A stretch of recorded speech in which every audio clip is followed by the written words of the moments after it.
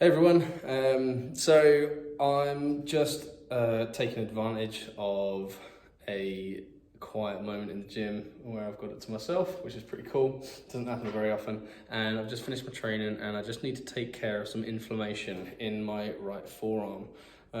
So for a short period of time, this happened because for a short period of time I was low bar squatting 4 times a week, and as much as my legs were loving it, my forearm definitely did not. So I've reduced the frequency down to twice a week, and the inflammation has very gradually got better.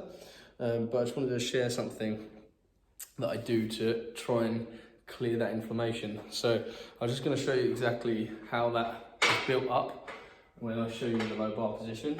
So I'm back here. And something that you do when you're squatting is create tension, right? So I'm gripping the bar as hard as I can, and my forearm flexors are in an extended position, so they're getting pulled real hard. And where they attach down here at the bottom of the forearm is right where it's sore. And so I'm going to show you how I'm going to roll that out now. Now, I think it's an important distinction that rolling this part of my arm is not going to be a permanent fix for the issue, but it does help clear some of the sort of like the inflammation, and you could effectively think of it a bit like wringing a sponge, and hopefully that'll create some nice new space for new nutrients to get in there and help repair tissues. So on the floor here,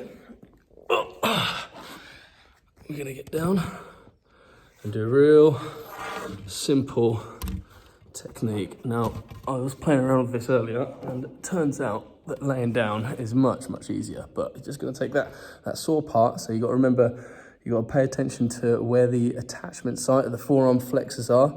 You can see that I'm just about lean enough to see the forearms flex in there, and the tendon runs right in here, and that's the sore part. So I've got positive confirmation that that is the problem, because when I move up to the, I think it's the medial condyle, or however you pronounce it, the medial part of the bone where the tendons attach, when I'm on the sore spot and I open my hand, ow, it intensifies. So movement there is definitely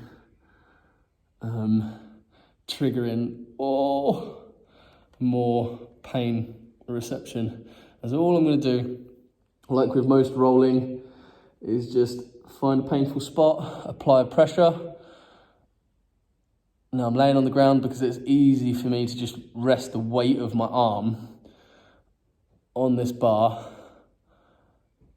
or poly pipe, as it's written on the side there.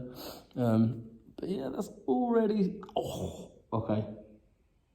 I spoke too soon. I thought it was starting to feel better, but I found a really sore spot. So what I'm doing is I'm just moving those tendons and that tissue around whilst I've got the pressure on there, and that'll just help move. Oh God. Oh jeez. Okay, so turning the hand that way is intensifying as well. And so, like, as you can see, I'm moving things around and I'm finding other pockets of inflammation or sore tissue. Oh my word. Common question of, how do you know if you're doing this rolling thing right? Your face will look like mine and you'll feel it. So notice it's really subtle little movements that I'm using. But that is, dare I say it, starting to feel a bit better now. And you just got to stick with it for 4 or 5 minutes. You know, you're going to need time and no disturbances.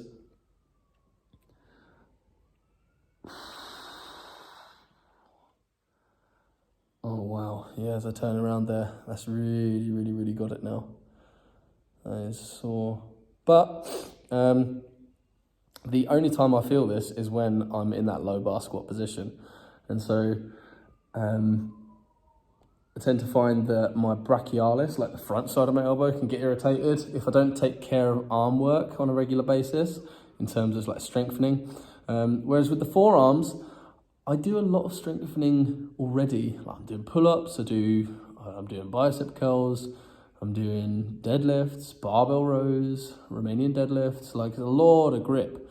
And so like there's no lack of strength here. It's just a case of not overdoing the damage, i.e. low bar squatting 4 times a week and putting the tissues in that lengthened state where they're really overworking to stabilize the bar position on my shoulders. There we go, that feels so much better now. You can see how much freedom I've got rolling around on that. And I can tell you, I've still got a decent amount of arm weight on that. What a difference. Amazing. Oh. And you can see that it's only taken the entirety of this video to reduce pain sensation. And so